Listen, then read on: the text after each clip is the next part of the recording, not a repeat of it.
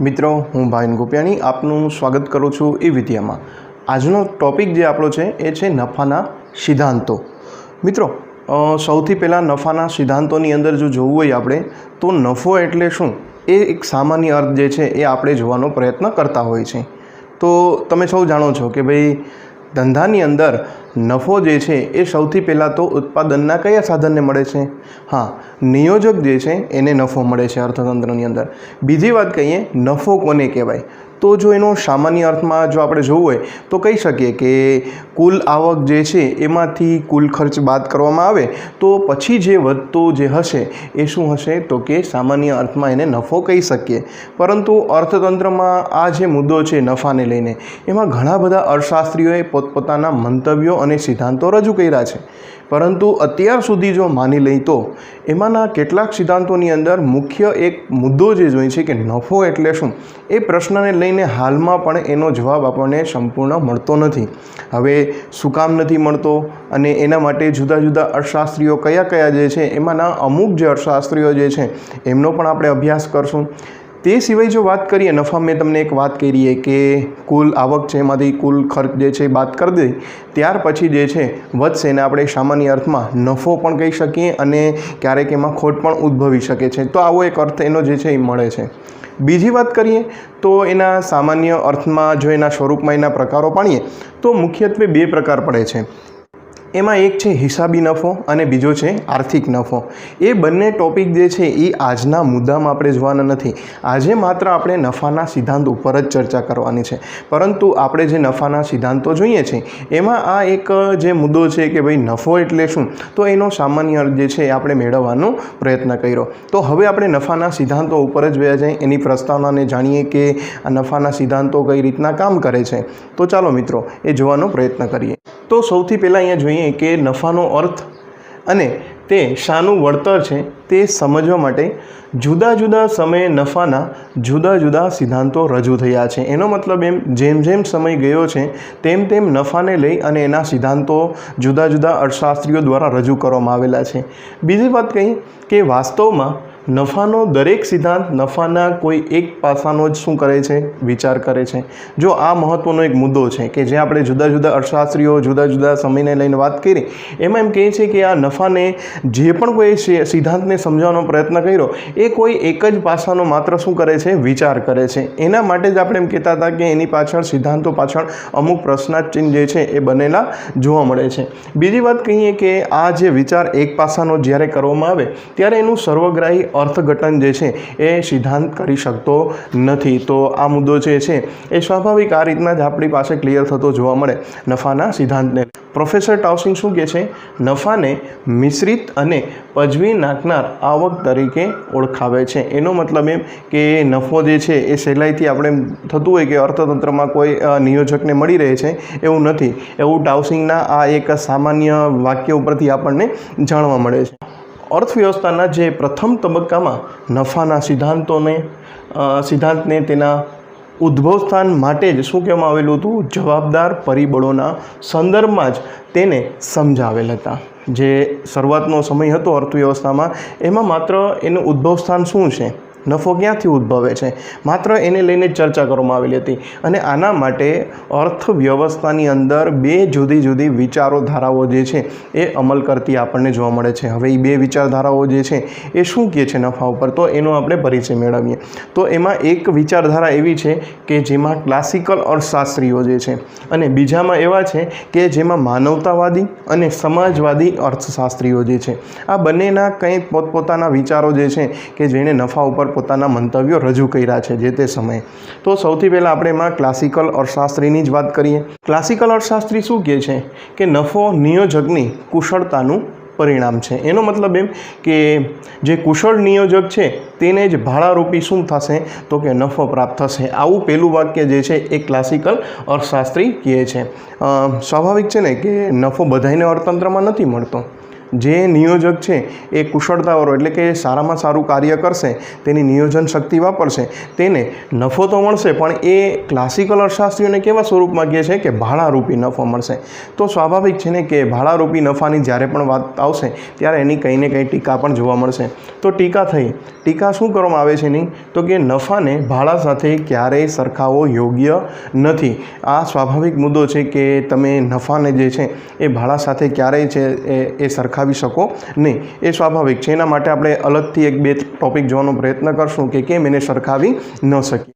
બીજી વાત કરશું કે માનવતાવાદી કે સમાજવાદી, આ લોકોનો એટલે કે આ જે અર્થશાસ્ત્રીઓ જે છે એમના વિચારો શું છે? તો એ કહે છે કે નિયોજક છે એ શ્રમિકના ભાગે નફો પ્રાપ્ત કરે છે. એનો મતલબ એમ કે આ જે નિયોજકો શું કરે છે, શ્રમિકોને ઓછું વેતન આપે છે અને વધારે ને વધારે શું પ્રાપ્ત કરે છે? પોતે જ નફો કમાઈ લે છે, વળતર પોતે જ પ્રાપ્ત કરે છે. આવું એ શ્રમિકોના ભોગે નફો પ્રાપ્ત કરે છે એવું માનવતાવાદી કે સમાજવાદી અર્થશાસ્ત્રીઓ જે છે એ વાત કરે છે. પરંતુ એના ટીકાકારો જે છે, બે વ્યક્તિના નામ લખ્યા છે આપણે, ટાઉસિંગ અને ડેવનપોર્ટ. હવે આ ટાઉસિંગ ને ડેવનપોર્ટ છે એ આ વાતનું સખત જે છે એ ખંડન કરે છે. શું કામ? આ વસ્તુ કેવી યોગ્ય નથી કે માત્ર જે છે એ શ્રમિકને શોષીને શું કરે તો કે નિયોજક છે એ વધારે વળતર મેળવે છે. આ ઘણા ખરા અંશે યોગ્ય બાબત આ બંનેને લાગતી. એ શું કહે છે? તો કે શ્રમિકને શારીરિક શ્રમના બદલે વેતન મળે છે. એ તો સ્વાભાવિક છે ને, ઉત્પાદનમાં જે જોડાયેલો શ્રમિક છે એને પણ વેતન તો મળે જ છે. અને નિયોજકને માનસિક શ્રમના બદલે શું મળે છે? નફો મળે છે. હોય છે વેતન સ્વરૂપ, પણ એને નફો કહી શકીએ આપણે. શું કામ? એનું કાર્ય સંપૂર્ણ કેવું છે? માનસિક. હવે આપણે જે વાત કરી હતી કે નફાને ભાડા સાથે સરખાવ્ય યોગ્ય નથી, અથવા તો અહીંયા જે શારીરિક શ્રમના બદલામાં જે આપણે વાત કરી એને શું મળે છે? નફો મળે છે. હવે બે વસ્તુની વાત છે કે નફો કોને મળે અને ભાડું કોને મળે. તો નફો અને વેતન કે ભાડાની જ્યારે ચર્ચા કરશું ત્યારે એક સ્વાભાવિક છે કે વેતન હંમેશા કરારી હશે, જ્યારે નફો છે એ બિનકરારી હશે. કારણ કે એમાં કોઈ કરાર નહીં કર્યા હોય કે આટલો નફો મળશે. એટલે પહેલી વસ્તુ તો એ આવશે આપણી પાસે. બીજું જે છે કે એ જે છે એ તમને અચૂકપણે મળવાનું જ છે. વેતન જે છે એ અચૂકપણે મળવાનું જ છે, પરંતુ નફો કદાચ શૂન્ય પણ હોય, ઋણ પણ હોઈ શકે અને ધન પણ હોઈ શકે. તો આવી બધી બાબતને લઈ અને બંને જે મુદ્દાઓ જે છે એમાં જુદા જુદા તફાવત જોવા મળે છે, વેતનને લઈ અને નફાને લઈ. ત્યારબાદ આ બે વિચારધારાઓ જે છે એનો જ્યાં સુધી એક નવો વિચાર રજૂ ન થયો ત્યાં સુધી એ વિચારધારાઓ ચાલતી આવી. આ જે બે વિચારધારાની જે વાત કરી ને, પરંતુ એમ કહે છે કે ત્યારબાદ સમય જતાં વૈજ્ઞાનિક અભિગમ દ્વારા સિદ્ધાંત સમજાવવાનો પ્રયત્ન થયો. હવે જે મુદ્દો જે છે મિત્રો એ આપણા માટે બહુ મહત્ત્વનો છે. આપણે જુદા જુદા ચાર અર્થશાસ્ત્રીઓને નફાના સિદ્ધાંતમાં જોવાના છે. કઈ રીતના જોવાના છે? તો ચારેયનો આપણે પરિચય મેળવશું. ચારેય જે અર્થશાસ્ત્રીઓ જે છે એણે પોતપોતાના વિચારો જે છે એ વૈજ્ઞાનિક અભિગમ દ્વારા શું કરેલા છે? રજૂ કરેલા છે. એમાં જે પહેલા અર્થશાસ્ત્રી આવે છે તેમનું નામ છે પ્રોફેસર હોલીનો નફાનો જોખમનો સિદ્ધાંત. હવે હોલીએ તો આપ્યો જ નફાને લગતો સિદ્ધાંત, પણ કેવો છે? જોખમનો સિદ્ધાંત છે. એ ખાસ યાદ રાખજો. બધા જ અર્થશાસ્ત્રીઓનો પોતપોતાનો સિદ્ધાંત જે છે એ વરેલો છે અને સિદ્ધાંત મુજબ તેને પોતપોતાની વાત કરેલી છે. તો હવે સૌથી પહેલાં આપણે હોલીને જોશું કે હોલી શું કહેવા માંગે છે. તો લખ્યું છે એની સિદ્ધાંતની રજૂઆત માટે કે ઈસવીસન 1907માં હોલીએ તેમના પુસ્તકમાં, કયું પુસ્તક છે? Enterprise and productive process. તો આ જે પુસ્તક હતું 1907માં એણે રજૂ કર્યું હતું, એમાં એણે નફા બાબતમાં કંઈક ચર્ચા કરેલી હતી. શું ચર્ચા કરેલી હતી? તો લખ્યું છે કે નિયોજકને ધંધામાં રહેલ જોખમ ઉઠાવવા જે વળતર મળે છે તેને આપણે નફો કહીએ છીએ. દરેક ધંધાની અંદર નિયોજક શું કરે છે? જોખમ તો ઉઠાવે જ છે, અને જોખમ ઉઠાવવા બદલ જ તેને શું મળે છે? તો કે વળતર મળે છે. હવે એ જે વળતર છે એને નફો કહે છે. એનો મતલબ એમ કે અહીંયા જે હોલીનું જે વાક્ય આપણે કીધું સૌ પ્રથમ કે એનો સિદ્ધાંત કેને વરેલો છે? જોખમને વરેલો છે. તો જોખમ ઉપર જ આની ચર્ચા જે છે એ આપણે કરવાની છે. હવે હોલી એ સિવાય કહે છે કે કેવા કેવા જોખમો હોઈ શકે. તો એના માટે એણે રજૂઆત કરી છે કે હોલી કહે છે કે દરેક ધંધામાં જોખમ તો રહેલું જ છે. હવે એના માટે કયા કયા જોખમ હશે? જેમ કે ભવિષ્યમાં માંગ ચાલુ રહેશે, કોઈ પણ ધંધાર્થી જ્યારે ધંધો ચાલુ કરે છે, વસ્તુનું ઉત્પાદન કરે છે, એ વસ્તુ ભવિષ્યમાં પણ વેચાશે, એના માટે હંમેશા એની પાછળ એક પ્રશ્નાર્થ ચિહ્ન રહેલો જ હોય છે. તો પહેલો પ્રશ્ન એ બને. બીજો શું કહે છે કે કિંમત વધશે કે ઘટશે?